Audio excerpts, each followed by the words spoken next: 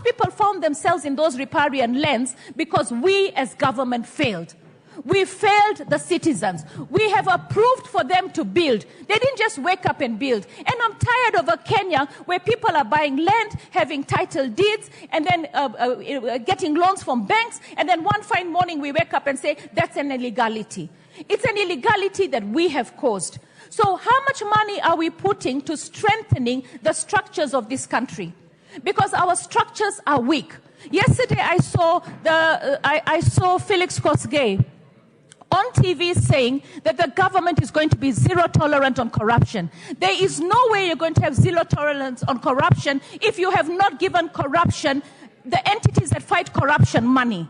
Have we given them enough money so that they can fight corruption?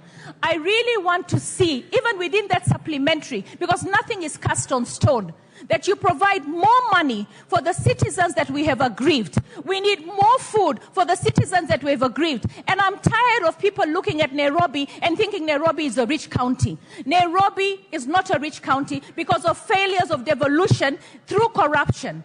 So we need to actually make sure that we actually have an equalization fund for Nairobi. Because as long as all those counties that are getting money are failing, everybody ends up coming for greener pastures in Nairobi. Nairobi is over-congested. And as I stand here, I support fully, and I hope that the budget can consider this, 1 man, 1 vote, 1 shilling. We need to make sure that we appropriate budgets that way. We need to make sure that every citizen, and this will actually improve our democracy, because when we say 1 man, 1 vote, 1 shilling, people will take voting seriously.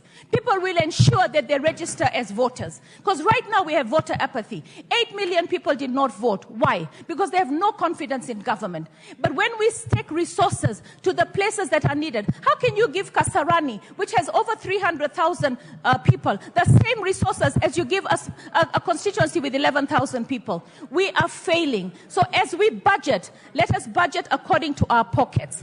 As we then budget according to our pockets, then we actually look for ways to raise money. And as we look for ways to raise money, okay, let's also remember that we owe a lot of people. I want to know that budgets and appropriation budget that we have right now, the supplementary.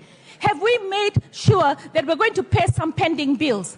We have actually made our citizens very, very poor because we're not paying pending bills. So, you know, as a government, let me tell you, when I was looking at the South African elections and I saw how the DA party got so many votes, I'll tell you, there will come a time that the DA party will rule South Africa. And there will come a time that an independent candidate will be the president of this country. Because at the end of the day, people are getting poorer and poorer. No matter what we do, how are we going to change that? It starts with budgeting, and we have to have a human touch.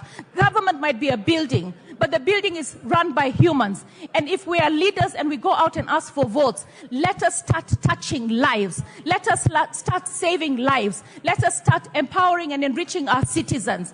We need to do that. And if it's tightening the belt, let's even start with Parliament tightening its belt.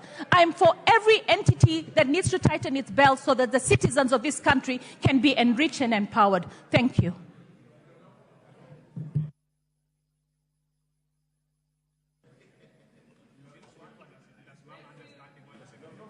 Thank you, Honourable Speaker, for the opportunity to speak to the budget.